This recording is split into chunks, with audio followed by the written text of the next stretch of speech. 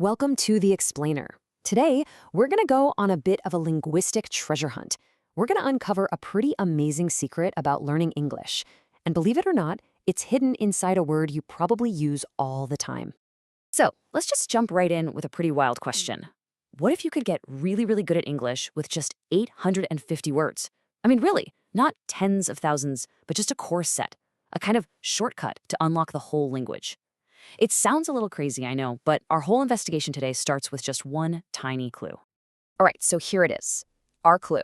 And it's the word amusement. Yeah, that's it. We're going to take this one simple word, put it under a microscope, and see what it tells us about, well, the entire English language. Okay, so at first glance, amusement seems pretty simple, right? You can literally see the building blocks. You've got the verb amuse, and then you stick ment on the end to turn it into a noun. Easy stuff. But, and this is the important part, the way this word is actually defined is where the real story begins. So the first clue that there's more to this word than meets the eye is that it actually has two totally different meanings. It's not just one thing. It's kind of split right down the middle, representing both a feeling you have inside and, well, an actual activity you can do. And check this out. It's really cool how it breaks down. On one side, you've got amusement as this uncountable feeling, like happiness or excitement. You can't really say, I have 3 happinesses, right? It's the same idea. But then on the other side, it completely flips and becomes a countable thing, an activity, an object, something you can actually point to that gives you that feeling. This really clears it up, doesn't it? When we talk about accountable amusement, we're talking about actual stuff. Things you can go to, things you can buy, movies, video games, toys, even a whole amusement park. These are the real-world things that create that feeling of amusement we were just talking about. Okay, so let's recap. We've got one word with 2 totally different meanings.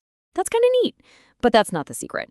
The real secret, the big reveal, comes from a single sentence that was kind of buried in the research, a sentence that connects this one little word back to that huge idea from the beginning. And there it is. That's the sentence. Seriously, this is the bombshell. This one little line completely changes everything. Suddenly, amusement isn't just some random word anymore. It's a special word, a hand-picked word for a very important list. So it all comes down to this number, 850. What in the world is this list? And why on earth would a word like amusement, with its 2 different meanings, be so important that it had to be on it? It really makes you ask, what is this basic English thing? Well, here's the answer. It's a system called Basic English. And it's basically a simplified version of the language that was created way back in the 1930s.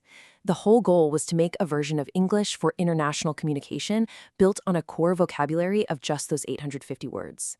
The idea was, if you learn these words, you can say almost anything you need to.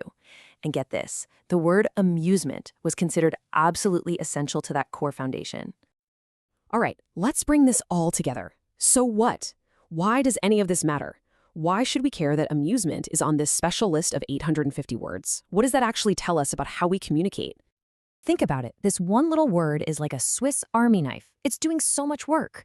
In just one word, you get a fundamental human emotion, you get a whole category of things to do, and you get a concept that's so universal, so human, that it was picked to be a cornerstone for people all over the world to talk to each other. That's just incredibly efficient. And remember this part of the definition? Something that is good, but not useful. I just love that. The fact that amusement made the cut for Basic English tells us something really profound, I think. It says that when we strip language down to its absolute essentials, it's not just about work or survival or useful facts. It's also about joy. It's about play. It's about the things we do just because they make life worth living. So that's what we're left with. The idea that English isn't just a big pile of words. It's a system, and it's filled with these hidden keys, just like amusement. Simple words that, if you look at them just right, unlock these huge, complex ideas. It really makes you wonder, right? What other secrets are just hiding out there in plain sight, in the words we use every single day?